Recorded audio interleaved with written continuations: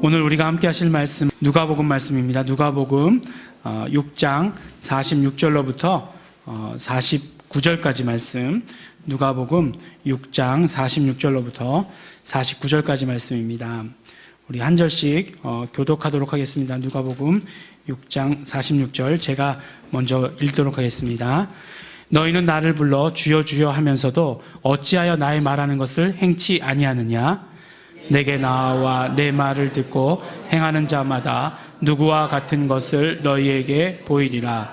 집을 짓되 깊이 파고 주초를 반석 위에 놓는 사람과 같으니 큰 물이 나서 탕류가 그 집에 부딪히되 잘 지은 연고로 능히 요동케 못하였거니와 듣고 행치 아니하는 자는 주초 없이 흙 위에 집 지은 사람과 같으니 탕류가 부딪힘에 집이 곧 무너져 파괴됨이 심하니라 하시니라. 아멘. 우리가 이제 결혼을 하면은 결혼식만 하는 것이 아니라 혼인신고서라고 하는 것을 작성해서 이제 나라에 제출을 합니다. 그것은 곧 우리가 결혼했다라고 하는 것을 알리는 것, 신고하는 것도 되지만 또 우리가 법적으로 인정을 받는, 부부로서 인정을 받는 귀중한 행위입니다. 그래서 저도 이제 결혼식을 하고 나서 혼인신고를 했습니다. 또 그때는 본적지에 가서 해야 되기 때문에 멀리 가서 이제 혼인신고를 이렇게 하고 왔습니다. 그리고 났더니 저에게 큰 그런 어떤 변화가 생겼어요. 법적인 변화가 생겼습니다. 제가 어떻게 됐냐? 제가 호주가 됐습니다. 예. 늘 집에서 막내기 때문에 누구의 세대주 누구에 따라서 이렇게 있었는데 호주가 되었습니다. 호주가 되었다라고 하는 것, 별거 아니었지만 그 밑에 딸린 식구는 한 사람밖에 없었지만 굉장히 큰 일가를 이루었다는 그런 어떤 책임감 같은 게 느껴졌습니다. 사실 옛날에 어른들이 그렇게 얘기하지 않았습니까? 결혼을 해야 어른이 된다. 이렇게 얘기하는데 처음에는 그 의미를 잘 몰랐습니다. 그렇지만 일가를 이루게 되면 많은 책임이 저에게 따른다는 것을 경험으로 이렇게 알게 된 것입니다. 단순히 가정의 물질 문제만을 해결하는 것이 아니라 앞으로 가정을 어떻게 이끌어 가야 되는가에 대한 고민도 해야 된다고 하는 것이죠. 그래서 사실 보면 많은 사람들이 가정을 이루고 나면 여러 가지 계획을 세웁니다. 제일 먼저 세우는 게 아무래도 집 사는 거에 대해서 계획을 세우는 것 같아요. 그래서 어떻게 해서 집을 사겠다라는 계획을 세우고, 자녀 계획은 자녀는 얼마나 낳을 거고 하는 이런 계획을 세우고, 또 자녀가 태어나오게 되면 앞으로 어떻게 교육시키겠다라고 하는 그런 구체적인 교육 계획들을 세우기도 합니다. 그런데 참 안타까운 이야기지만 다른 사람들 말고, 세상 사람들 말고 크리스찬이 가정을 이루었을 때 그런 어떤 신앙적인 문제에 대해서 그런 계획을 세우는 것을 별로 이렇게 보지 못했습니다. 사실 목사가 주례를 하는 경우에는 그런 모든 것들을 다 훈련시키고 교육을 시켜야 하는데, 그게 아니라 이제 식장에서 이렇게 그냥 주례사만 하는 걸로 이제는 의미가 이렇게 축소되었기 때문에 그럴 것이다라고 이렇게 생각도 합니다. 우리는 복음을 알고 있어요. 복음을 들었어요. 근데 복음을 들을 때 뭐라고 들었냐면 하나님께서 인간을 창조하실 때 영적인 존재로 창조하셨다라고 들었어요. 이 영적인 존재로 창조하셨다는 건 어떤 의미냐? 바로 예수님, 살려주시는 영이신 예수님으로 살아야 하는 것, 그것이다라고 하는 것을 들었습니다. 그럼에도 불구하고 우리는 예수님으로 사는 것이 어떤 것인지 사실은 잘 모른다는 거예요. 이렇게 성경 말씀을 주신 것은 이게 어떤 교리나 이건 어떤 지식을 주시기 위해서 주신 말씀이 아니라 실제로 그렇다는 것이에요. 그래서 실제로 이루어져야 하는 일임에도 불구하고 우리가 그것에 대해서 사실은 굉장히 관심을 오히려 덜 기울이고 있다는 거예요. 세상의 삶에 오히려 더 관심을 기울이고, 세상의 삶을 어떻게 살아야 될지, 어떻게 적금을 하고 어떻게 부금을 붓고 이런 것들에 대해서는 관심을 기울이지만, 우리가 정말 일가를 이루어가면서 신앙에 대해서 어떻게 쌓아나가야 되는지에 대해서는, 예수님으로 어떻게 살아야 되는지에 대해서는 관심을 기울이지 않는다라고 한다는 것입니다. 그렇다라고 한다면 그것이 우리가 건강한 가정을 세우는 것일까라는 것, 특별히 크리스찬으로서 우리가 가정을 세워나가는 것일까라고 하는 것을 잘 생각해 보아야 하는 것입니다. 사실 오늘 말씀은 우리가 굉장히 잘 아시는 말씀입니다. 가만히 보니까 제가 성경 본문을 택할 때 잘 아는 본문을 선택하는 것 같아요. 지금 교회가 생긴 지 4년, 5년 돼 가는데 구약 말씀으로 말씀 전하는 거 들어보신 적 있으십니까? 예, 한 번 있습니다. 한 번. 예, 딱 한 번 있습니다. 딱 한 번 전하고 그 다음 전부 신약 말씀이었어요. 예. 그런 두려움이 있는 거예요. 잘 모르는 말씀으로 말씀을 전하면 안 들으면 어떻게 하나 라는 그런 두려움이 있는 거죠. 근데 왜 이런 얘기를 하는지 모르겠는데 오늘 말씀은 잘 아시는 말씀이에요. 만약에 주일학교를 다니셨다 하면 이건 너무너무나 맨날 찬양했던 거예요. 반석 위에 집을 짓는 지혜로운 자 이거요. 예. 비가 오고 홍수가 나면 샥 뭐 이렇게 하는 거. 예. 그런 찬양물로 늘 불렀던 말씀입니다. 이게 마태복음과 누가복음에 함께 나와 있는 그런 말씀이에요. 표현에 약간의 차이가 있습니다. 마태복음에 보면은 이제 반석 위에 집을 지은 자, 그 다음에 모래 위에 집을 지은 자. 그런데 오늘 우리가 읽은 말씀에 보면은 이제 그 반석은 반석이고 그 다음에 흙 위에 집을 지은 자 이렇게 약간의 차이가 있습니다. 그런데 동일하게 이 말씀이 언제 나온 말씀이냐면 바로 예수님께서 산상수훈이라고 하는 그 말씀을 마치실 때 마지막으로 하신 말씀이 이 말씀이라고 하는 것이에요. 예수님께서 산상수훈을 통해서 정말 좋은 말씀들, 좋은 가르치심들을 우리에게 주셨습니다. 그리고 나서 얼마나 걱정이 되셨겠어요. 예수님의 걱정이 담겨 있는 거예요. 뭐라고 말씀하십니까? 이 말씀을 듣고서 너희가 행치 아니하면 어떤 사람과 같은지 내가 비유로 이야기해 주겠다라고 이렇게 하시면서 말씀해 주신 것이에요. 그러니까 두 종류의 사람이 있다는 거죠. 어떤 사람이 있느냐? 한 사람은 집을 지을 때 정말 땅을 깊이 파고 흙을 파고서 그리고 이제 반석, 돌이 나올 때까지 흙을 파고서 그 위에다 기초를 쌓고 그 위에 기둥을 세우고 그 위에 집을 짓는다. 이런 사람이 있다는 거예요. 또 한 종류의 사람은 어떤 종류의 사람이 있느냐? 그냥 흙 위에다가 이렇게 집을 짓는 사람이다라고 이렇게 말씀하시는 거죠. 그러니까 이스라엘은 우리가 잘 아는 대로 돌로 이루어진 나라잖아요. 그렇다라고 해서 전부 다 바위냐? 그런 건 아니잖아요. 그 위에 흙이 쌓여 있는 곳도 있지 않겠습니까? 그런데 흙이 쌓여 있는 곳이 있는데 그 흙 위에다가 그대로 집을 짓는 사람이 있고 그 흙을 파고서 완전히 반석이 나올 때까지 흙을 파고서 그 반석 위에다가 기둥을 세우고 집을 짓는 그런 사람들이 있다라고 이렇게 말씀해 주시고 계시는 것이에요. 그런데 이 둘의 차이를 보통 때에는 알 수 없다는 것입니다. 그렇죠? 당연히 보통 때는 알 수 없는 것이에요. 어쩌면 그럴지도 모르겠어요. 흙 위에다 집을 짓는 사람이 뭘 그렇게 그 땅을 깊이 파고 집을 지어? 이게 다 똑같아. 보이기에 다 똑같아. 그리고 그렇게 땅을 파면은 얼마나 돈이 많이 들어가고 얼마나 공사 기간이 오래 걸리는 줄 알아? 그냥 집 짓고 살아. 이렇게 얘기할지도 모르겠지만 이 둘의 차이가 분명해지는 때가 있다는 거죠. 언제입니까? 바로 비가 오고 그 비가 큰 물이 되어서 탕류가 되어서 그 집에 부딪히게 될 때 분명한 차이가 일어나게 된다는 것이에요. 그러면 기초를 반석 위에 세운 그 집은 그렇지만 흙 위에 그냥 지은 집은 어떻게 됩니까? 흙이 쓸려 내려가면 집도 함께 쓸려 내려간다라고 이렇게 말씀해 주시고 계시는 것이에요. 이렇게 말씀하시면서 예수님께서 이 비유를 들려주신 목적은 뭐죠?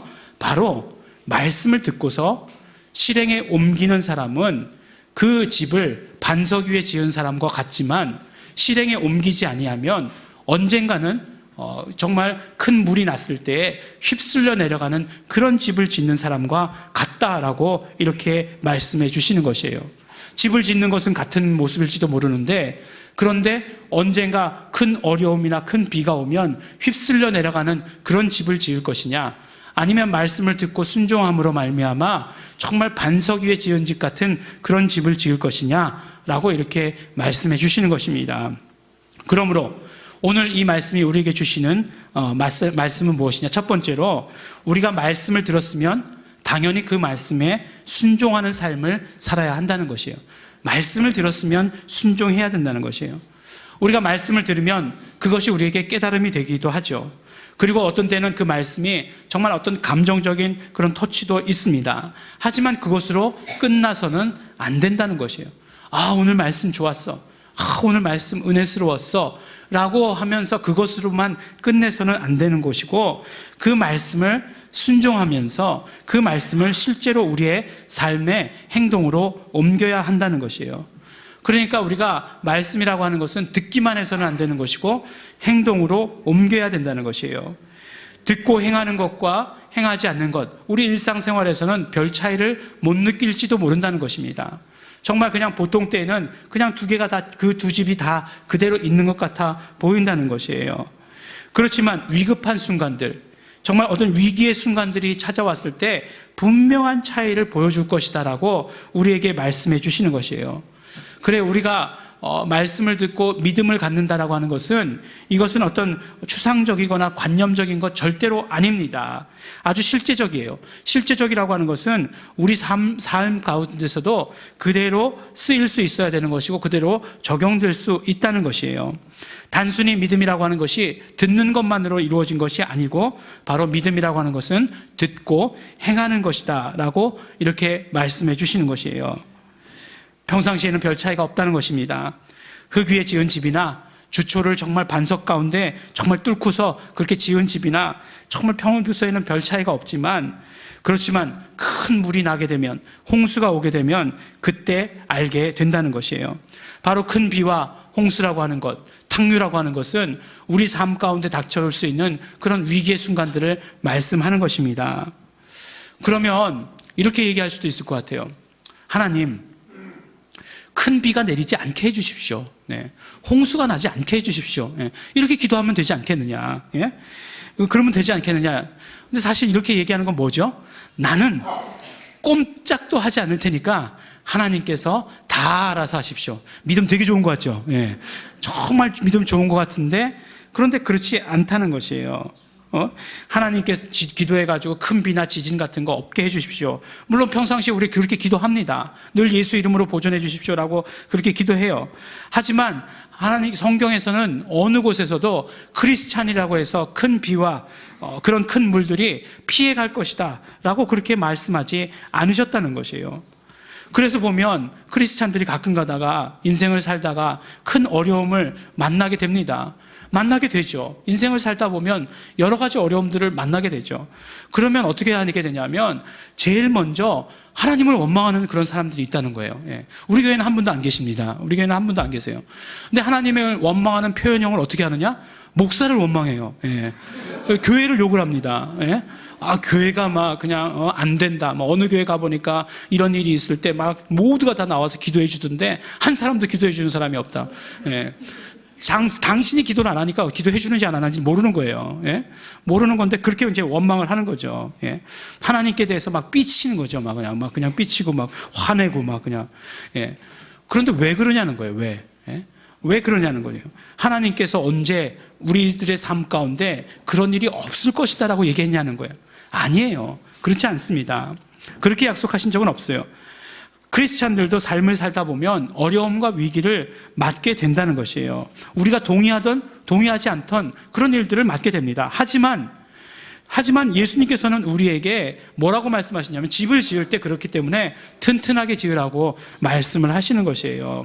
그 어떤 위기가 닥쳐와도, 그 어떤 어려움이 닥쳐와도 집을 튼튼하게 지으면 이길 수 있다라고 말씀을 해주시는 것이에요. 그 튼튼한 기초가 무엇인가? 튼튼한 기초 위에 집을 짓는 것이 무엇인가? 바로 말씀에 순종하는 것이다 라고 우리에게 말씀해 주시는 것입니다.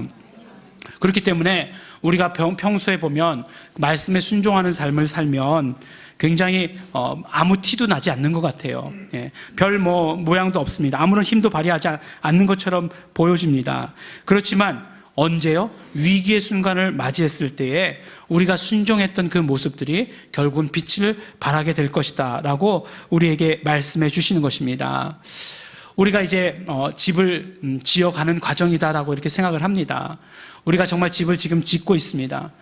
그런데 그 과정 가운데 우리에게 있어서 가장 중요한 건 무엇이냐? 결국 우리의 인생을 살아가는 데 있어서 가장 중요한 것 중에 하나는 바로 말씀에 순종하면서 사는 삶이라는 것이에요.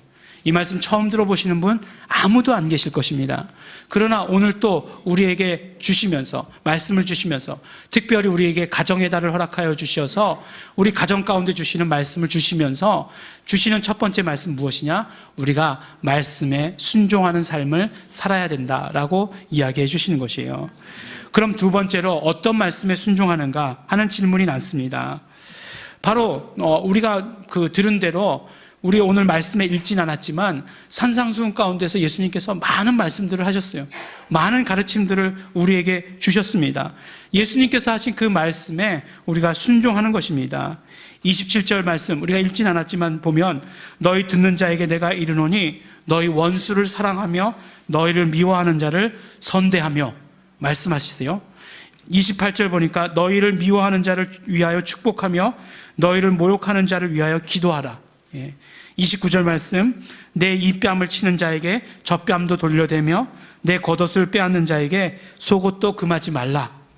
30절 무릇 내게 구하는 자에게 주며 내 것을 가져가는 자에게 다시 달라지 말며 31절 남에게 대접받고자 하는 대로 너희도 남을 대접하라 라고 말씀합니다. 듣고 보면 되게 어려운 말씀이에요. 이거 우리 삶에서 그대로 행동하기 어렵습니다. 그런데 보면 예수님께서는 이렇게 말씀하시고 실제로 예수님께서는 이렇게 하셨어요. 원수를 사랑하고 미워하는 자에게 선대하셨습니다. 그리고 용서하셨어요. 결국 어떻게 되셨느냐? 결국 죽임을 당하셨다라고 하는 것이에요.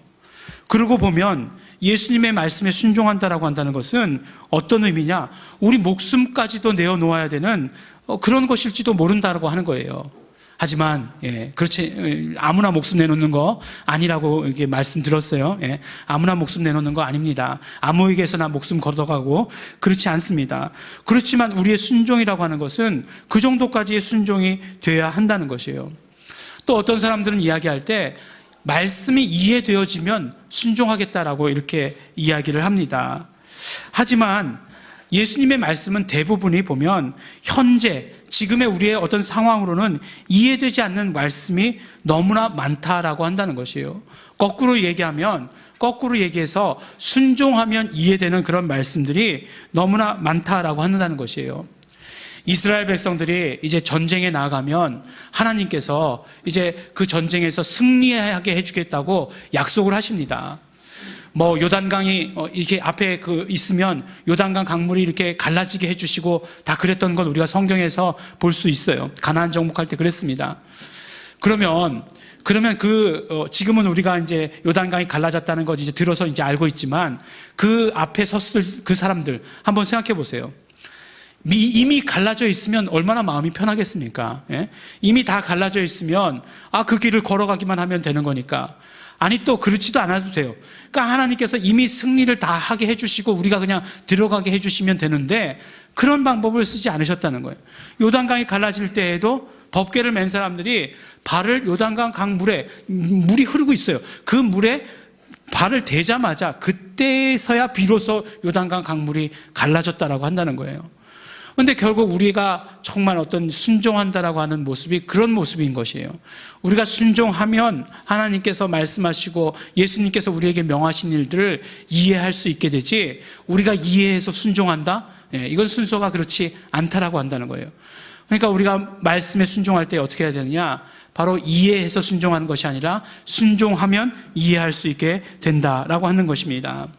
오히려 어떤 판단의 과정을 거치지 말라는 것이에요. 이해되지 않을 때라도 그것이 예수님의 말씀이 확실하다고 한다면 그 말씀을 신뢰하고 예수님의 말씀이기 때문에 우리의 삶의 실천에 옮겨야 된다는 것입니다. 그러면 그 순종의 결과가 어떻게 되느냐? 하나님의 뜻을 온전히 이루게 되는 것입니다. 순종할 때에 퍼센트로 따지지 말라는 거예요. 순종할 때 51%만 순종하면 다 순종한 거다. 이렇게 생각하지 말라는 거예요. 80%면 거진다지 90%면 이거보다 더 순종할 수는 없다. 그렇게 하지 말고 온전한 순종을 하라는 거예요. 조금 전에도 말씀드렸지만 이스라엘 백성들이 이제 가나안 땅에 이제 정복 전쟁을 할 때였어요. 근데 그 가나안 땅에 정복 전쟁을 할 때에 하나님께서 그들에게 뭐라고 명령하시냐면 어떤 성에 들어가면 모든 것을 다 그냥 사람도 다 죽이고 모든 것들도 다 없애버리고 해라 라고 한 그런 성이 있어요. 뭐 물론 어떤 성에 가면 무엇은 취하고 무엇은 버리고 해라라고 하는 그런 성이 있었어요. 그런데 딱 들어가서 보니까 전쟁에서 이겼어요. 이 전쟁에서 이기고 나서 보니까 아까운 거예요. 너무 아까운 거예요. 저걸 다 버려? 아까운 거예요. 저 사람들을 다 죽여버려? 너무 아까운 거예요. 너무 잔인한 것 같은 거예요. 그래서 이들 마음대로 사람들을 살려주기도 하고 어떤 것들은 몰래 갖고 오기도 합니다. 근데 그게 가능하냐 하는 거예요. 하나님 몰래 갖고 오는 게 가능합니까? 가능하지 않죠. 사람을 살려주었어요. 근데 사람을 살려줬는데 결국 이런 일들이 이스라엘 역사 가운데 어떻게 되었느냐? 이들이 이스라엘 역사 가운데 정말 가시 같은 존재가 되는 거예요. 정말 살려두었더니만 나중에 이스라엘의 힘이 조금이라도 약해지면 그들이 일어나가지고 이스라엘을 막 괴롭히기 시작하는 거예요. 우리가 그렇기 때문에 순종이라고 하는 것은 우리 온전한 순종을 통해서 온전한 하나님의 뜻을 이루게 된다는 것이에요. 내가 생각하기에, 내가 느끼기에 나는 이 정도면 순종하는 삶을 살고 있어 라고 생각하면 안 된다라고 이렇게 말씀해 주시는 것입니다. 이 말씀을 전하면서 제일 두려운 사람은 사실 말씀을 전하는 사람이에요. 그러면 제일 좋겠죠. 정말 모든 말씀에 순종한 그런 목사님이 정말 이렇게 말씀을 전하면 능력 있는 말씀이 될 거예요. 그죠? 너희들 나같이 순종해라. 막 이렇게 막 이 말씀을 전하면 능력 있는 말씀이 될 텐데, 그러지 못하잖아요. 여러분들 다 아시는 것처럼. 저 스스로도 하나님 말씀에 100% 순종한다라고 이렇게 이야기하지는 못하겠어요. 사실 100% 순종한다 그런 목사님을 보면 둘 중에 하나겠죠. 실제로 100% 순종을 하거나 아니면 자기 자신을 너무 모르거나 둘 중에 하나일 거예요. 근데 저는 그래도 알잖아요, 저 자신을. 돌아보면 지난주만 돌아봐도 멀리 볼 것도 없어요. 지난주만 돌아봐도 내가 무슨 일을 했는가 보면 순종했는가 안 했는가를 알게 됩니다. 하지만 이 말씀을 그래도 담대하게 전하는 것은 무엇이냐면 이 말씀이 저에게도 적용되기를 원해요. 저도 말씀에 순종하기를 원합니다. 말씀을 들었다면 나의 어떤 이성적인 판단이나 이런 것들을 거치지 않기를 원해요. 너무너무 정말 내가 생각했던 것과 반대되는 그런 일들을 만났다 할지라도 그러나 예수님께서 말씀하셨다라고 한다면 우리는 순종해야 되는 것입니다. 그 순종함을 통해서 말씀의 순종함을 통해서 하나님의 뜻을 우리가 온전히 이룰 수 있기 때문에 그렇습니다. 우리의 가정이 우리의 교회가 하나님께서 어떤 말씀을 하시던지 간에 온전히 순종할 수 있게 되기를 원합니다. 그러면 가정에서 온전한 하나님의 뜻이 이루어지게 되는 것이고 우리 교회 가운데 온전한 하나님의 뜻이 이루어지는 것입니다. 마지막으로 우리는 순종을 훈련해야 합니다. 훈련이라고 하는 것은 분명히 어떤 목표를 가지는 것이죠. 어떤 목표를 가지느냐? 실전에서 쓰임받을 수 있도록 하는 그런 어떤 목표를 갖게 되는 것이에요. 앞에서 말씀드렸듯이 그 큰 비라는 것이 정말 홍수가 나는 것이 크리스찬이라고 해서 피해가지 않는다라고 하는 것이에요. 평소에 우리가 말씀에 순종하는 훈련을 통해서 우리가 정말 반석 위에 집을 짓는, 반석 위에 있는 집을 더 튼튼하게 만드는 그런 훈련들을 해야 한다는 것입니다. 그렇기 때문에 우리 순종은 미리 훈련해야 되는 거예요. 그 일들이 닥쳤을 때 이제 우리가 그 일들이 닥치고 나니까 내가 집 고치고 이렇게 하겠다. 말이 안 되는 얘기잖아요. 주초를 정말 그 기초를 반석에다 세워야 되는 것이기 때문에 그때 하려고 하면 집 다 뜯어내야 되는 거예요. 그러면 무슨 소용이 있겠습니까? 아무런 소용이 없는 것이죠. 그렇기 때문에 평소에 우리가 순종을 훈련해야 하는 것이에요. 말씀을 주시면 그 말씀을 즉시 행하는 것입니다. 말씀을 즉시 행하는 것이에요. 어떤 말씀이라 할지라도, 그 말씀이 작은 말씀이라 할지라도, 내 감정으로는 또 내가 용납되지 않는 그런 말씀이라 할지라도 내가 중요한 것이 아니라 그것이 예수님의 말씀이기 때문에 순종해야 되는 것이에요. 작은 말씀부터 우리가 순종해야 하는 것입니다. 우리는 우리에게 주어진 사명이 있다라고 이렇게 말합니다. 우리 공동체에게, 우리 가정에게 주어진 분명한 사명이 있다라고 우리는 말씀을 통해서 들었고 또 그렇게 믿고 있습니다. 그렇기 때문에 우리는 순종하는 훈련을 해야 하는 것이에요. 예수님께서 많은 말씀으로 가르치셨어요. 산상수훈의 그 많은 말씀들, 그 주옥과 같은 말씀들로 가르치셨지만 결국 마지막에 당부하시는 말씀은 무엇이냐? 너희가 순종하지 않으면 아무 소용이 없다 하는 그 말씀이었다는 거예요. 그렇기 때문에 우리가 그 말씀 가운데 순종해야 됩니다. 그러면 어떤 순종하는 훈련이 가장 우리에게 중요할까? 우리가 정말 복음을 전하는 훈련이 가장 중요합니다.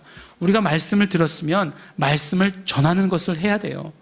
결국 제자가 누구인가?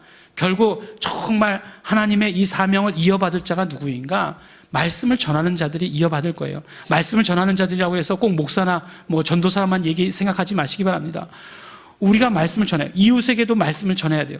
그리고 이웃에게뿐만 아니라 우리의 자녀들에게도 말씀을 전해야 돼요. 우리의 자녀들은 말씀 전하지 않아도 내가 말씀에 은혜 받고 있으면 자연히 다 알겠지. 물론 그런 영적인 어떤 축복이 내려갈 것으로 믿지만, 그렇지만 구체적으로도 가르쳐 줘야 돼요. 알려 주어야 돼요. 정말 세상이 점점 더 험해지고 있습니다. 우리가 정말 있었던 그런 신앙생활 처음 했었을 그런 당시에는 그런 어떤 성령 운동이 뜨겁게 일어났을 때인지도 몰라요. 그래서 정말 어디라도 가보면 정말 찬양 집회가 정말 크게 일어나고 기도하는 그런 모습들을 볼 수 있었던 그런 때였습니다. 그렇지만 지금 교회들이 그런가요? 지금 모습들이 그런가요? 그렇지 않잖아요. 그렇기 때문에 더욱더 우리의 가정에서 우리 자녀들에게 이런 어떤 정말 복음을, 내가 받은 깨달은 복음을 전하는, 그것이 우리에게 있어서 훈련이 돼야 되고 실제로 그런 일들이 일어나야 한다는 것입니다. 우리 가정을 이루는데 가장 중요한 것, 바로 영적인 것입니다. 신앙에 관한 것입니다. 실제로 홍수가 나서 집이 휩쓸려 내려가면 그것을 회복하는데 굉장히 오랜 시간이 걸립니다. 마을 하나가 휩쓸려 내려가면 그 모든 마을들을 회복하는 데 있어서 굉장히 오랜 시간이 걸리고 굉장히 어떤 힘든 과정들을 거쳐야 합니다. 그런데 만약에 그것이 신앙적인 것이다, 여러분들 생각해 보세요. 지금까지 지었던 집들이 다 허물어져서 내려갔다. 그런데 그것을 다시 지어야 된다. 그것이 얼마나 걸릴까요? 그 시간이 얼마나 걸릴까요? 알 수 없습니다. 실제로 그것 때문에 굉장히 고통하고 그것을 다시 짓는데 어려워하는 그런 많은 사람들을 만나게 된다는 것이에요. 그렇기 때문에 우리 가정에서 먼저 이러한 어떤 집, 하나님께서 말씀하시는 이러한 튼튼한 집, 기초가 반석 위에 있는 그런 집들을 우리가 지어 나가야 되는 것이다 라고 말씀해 주시는 것이고, 그것이 무엇을 통해서? 말씀의 순종함을 통해서 그대로 이루어져 나가는 것이다 라고 우리에게 말씀해 주십니다. 가장 중요한 것, 복음을 전해야 한다는 거예요. 우리 정말 부모가, 우리 어른들이, 정말 우리 교회의 모든 분들이 복음을 전하는 사람들이 되어야 한다는 것이에요. 그래야 그것이 말씀에 대한 순종이고, 그래야 우리가 정말 반석 위에 기초를 세운 그런 가정과 그런 교회가 된다라고 우리에게 말씀해 주시는 것입니다. 우리 정말로 든든한 집을 짓고 싶습니다. 어떤 환난이 와도 쓰러지지 않는, 어떤 큰 비가 와도 휩쓸려 내려가지 않는, 그리고 또한 하나님께서 맡겨주신 사명을 온전히 감당할 수 있는 그러한 집을 짓기를 원합니다. 첫 번째가 가정이요, 두 번째가 교회입니다. 여러분들께서 그러한 집들을 지으시게 되기를 바랍니다.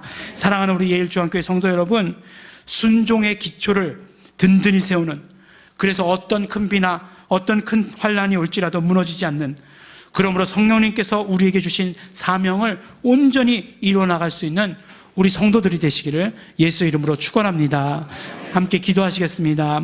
이 시간에 우리 기도하실 때 우리 정말 감사하면서 기도하시기 바랍니다.